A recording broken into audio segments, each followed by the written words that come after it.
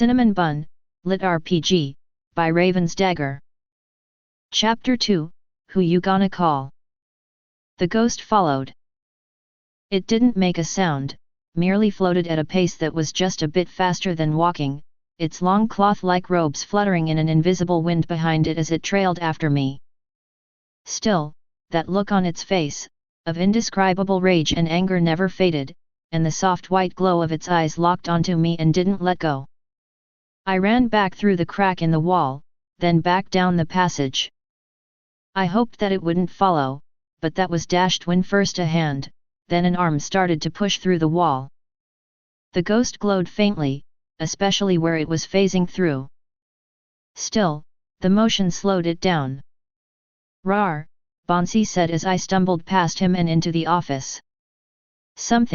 I needed something to hurt the ghost. I ran out with a bottle of wine that flew through the ghost's form and smashed against a wall uselessly. The stick once a chair leg that I threw next did the same. I looked around, then picked up Bonzi's head. "Bite him," I said as I flung the skeletal head at my adversary. Bonzi roared as he flew through the air, then, much to my surprise and that of the ghost, the skeletal head chomped down on the ghost's face. "Rarg, ragr, rar," Bonzi said as he chewed. I stared, then it clicked. Bonzi was magic. Magic worked on ghosts. It was all rather obvious. Running into the barracks, I passed the beds and moved into the bathroom.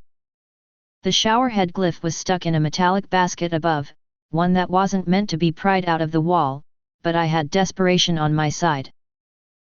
It came off with a clang and crunch, leaving me with a rusty metal basket and a magical, faintly luminescent stone in it that was still dripping water onto the ground. The ghost had freed itself from Bonzi's mouthy grasp, but not without suffering from my bony friend's cruel ministrations. There were tears in its ghostly form, and whitish vapor was pouring out of it. I edged closer to the ghost, hoping to slip by it, but the evil no-good monster blocked my path and spread its arms out as if to give me the deadest hug ever. "I'm sorry," I said as I held the shower head before me. "I just wanted to say hi." The ghost didn't care, it just advanced on me. I clocked it in the jaw with my magical shower head. The ghost wavered in the air, its face distorted, the anger turned to pain for a moment before returning tenfold. It swiped at me, but I ducked and moved so that a bed was between us. Its next swipe clawed through the mattress with ease. "I'm really sorry," I said again as I moved up to the ghost and swiped through its entire body with the shower head from head to crotch. There was some resistance, then nothing. The ghost split apart, both halves smoking as it turned into a fine white dust that spread across the floor. I sneezed. "Ding! Congratulations, you have murdered Sentinel Ghost of THREULs by Darkwood Level 1.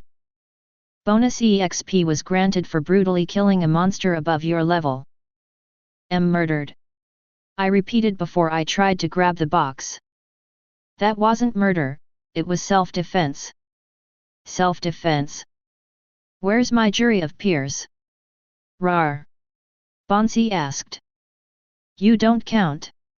I snapped back, then I regretted it. Bonzi had helped a lot. "Sorry. I'm a bit stressed." I brought my shower head with me as I moved around, now vigilant for any ghosts. The Sentinel Ghost hadn't seemed all that good at guarding really, but maybe there were more and maybe they patrolled. I would have to sleep with one eye open. Still, I had learned a few important lessons. Ghosts weren't magic resistant at all. They were also scary. Bonzi's spites were serious business. This place was probably called THREULs by Darkwood. A level 1 ghost was nearly strong enough to end my adventuring career. I needed to hurry up and level up. Get out there and face the music. Find more ghosts and cleanse their poor souls. Yup. That's what I needed to do. "Hey, Bonzi, you wouldn't mind if I cleaned up around here, right?" "Right, of course not. Grinding a skill was also a perfectly valid way of spending my time, of course. It was a nice, soothing action, and it in no way reminded me that I had almost turned into a ghost myself. I started with the papers, moving all of them to the chest in the barracks that looked the least worn. They might end up staying dry for longer in there, in case anyone ever wanted to read them. I intended to go over them myself, but I would need to bring them outside for the light and later, maybe. I used the broom and mop as makeshift dusters and ended up sneezing up a storm as the room filled with age-old clouds of dust.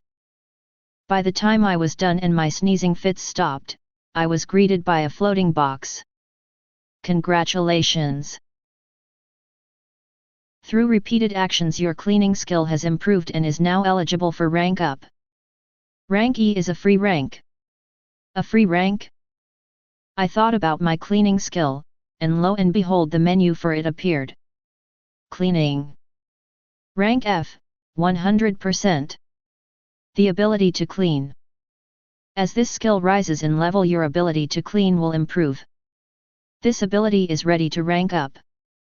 Do you wish to increase cleaning to rank E? Sure.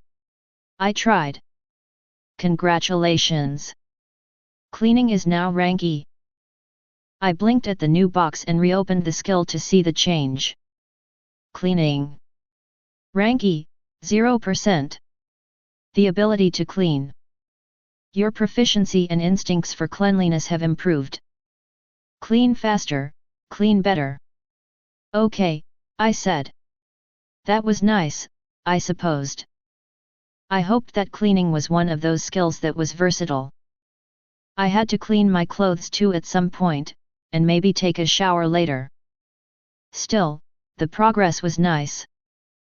I swept all the dust I had kicked up into a neat pile, then used a file folder to scoop it into one of the chests that was now a garbage chest. Then, out came the shower head and mop and bucket. The spray was weak, and my mana ticked down fairly quickly while using it, but it still gave me enough water to start scrubbing the floor. An hour had passed, maybe more, before I glanced at my skills page again. Cleaning. Rank E, 0.6%. So, about 5% for one room. Which meant, not much. Slower than rank F, which wasn't too surprising. Shrugging, I looked over the office area. It was far from perfect. There were wet streaks on the ground and I couldn't do anything about the broken furniture, but it looked like it had been abandoned last year instead of a decade or 5 ago. Oh well. The barracks were next, then the bathroom, where I pinched my nose and wished for a nice pair of latex gloves as I cleaned around the wooden latrine hole. At least with the passing of decades, anything biodegradable had rotted away to nothing. I wiped the sweat off my brow and looked over the newly cleaned room. There wasn't much I could do about the mattresses, though I had found one that was filled with a slightly less moldy filling. If I really needed to sleep here, I could use that bed. Maybe. Shrugging, I turned my efforts to the floor above, though there was little I could do in the armory except smash the wood into kindling and stack it neatly before mopping up the floor. Cleaning. Rank E, 14%. I stared at the skills page for a while, then dismissed it. The sun had passed its zenith and was falling now, the skies not yet turning the yellow-orange of midday, but approaching it fast. That was fine. Totally okay. I wasn't afraid of the dark. I was afraid of the ghosts unliving in it. Oh boy, I said. Cleaning was all well and good, but all I was doing was preparing a nice spot for my body to lay. That, and I was hungry. The lukewarm water from the shower head was handy, but it wouldn't fill my tummy up. I need a weapon, I said. I turned towards Bonesy. The skeletal head was resting on one of the desks, mouth working to chew through a piece of rotting wood with wet, mushy noises. Any ideas? I asked the head. RRR. Yet. I can't exactly stick the shower head at the end of a stick and call it a mace. Your head would be a much better weapon. I blinked. There was some twine laying around, and cloth that could be used as rope. There was even a broken spear from the armory, more of a length of wood with a metal cap on the end than anything else, but it was usable. I got creative. Nearly an hour and 2 almost chewed fingers later, I had a brand new weapon. "Rare!" Bonesy said from his place of pride at the end of my spear. The shaft was stuck through the hole for his spine and into his brain case, and I'd wrapped him in strips of cloth to keep him from rattling around. I didn't want to blind him, though, so I left a gap for his glowing eyes to glare out of. I shall dub this weapon the Staff of Bonesy. No, that's silly. The Ghostbuster? The Bone Stick? The Boner Club? I flushed. Not that last one. RRRR, Bonesy agreed. Thus armed, I prepared myself to explore once more. My trusty showerhead in my haversack, my Bonesy stick in one hand and all my prayers in mind as I stepped out into the fading daylight. No ghosts in sight. I moved slowly around the buildings again, tiptoeing as quietly as I could while taking in the town. The homes were in rough shape, but could probably have been renovated and repaired with a bit of love and care. I bet there was a carpentry skill out there somewhere. As I rounded the corner, I took in a little plaza with a few smaller homes and a big stone well in the middle. There were more homes than I had initially realized, maybe 20 or 25 in all. It wasn't until I was nearing the main road that I saw the second ghost. This one looked rather pitiful, floating nearer to the ground, its cloth-like flesh, stuff, all torn up. It seemed to be moving around in a big circle at a slow, shuffling pace. I didn't want to fight it, I really didn't. "Hey there, Mr. Ghosty," I said. The ghost's floating stopped and it slowly turned towards me. Its dull eyes searched around then locked onto me. It frowned. "I don't mean any trouble," I said before raising both hands up in surrender. The ghost charged. Well, charge implies rapid movement. The ghost shambled forward like a plastic shopping bag on a windless afternoon. "I'm sorry," I said as I bonked it on the head with Bonesy. The ghost hit the ground and sort of splattered into dust. I sneezed again, then looked around to see if anyone or anything had heard. There was only a new box to greet me. Ding! "Congratulations, you have plotted and successfully carried out the homicide of Sentinel Ghost of THRE Yules by Darkwood Level 1. Bonus EXP was granted for killing a monster above your level." "No," I squeaked before my hand slapped across my mouth. "It wasn't homicide, I swear," I said. "RRRE," Bonesy accused. "No," I squeaked again. Looking down, I noticed a bit of cloth left on the ground, cloth that shimmered lightly. A poke with my foot didn't do anything except move it about.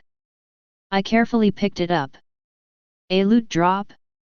Inspecting it revealed nothing, but it did shimmer with a certain ethereal quality. I slid it into my haversack and picked my Bonesy stick up again. There were ghosts around, and no telephone to call the Ghostbusters, which left no one but little old me to take care of things. I whimpered.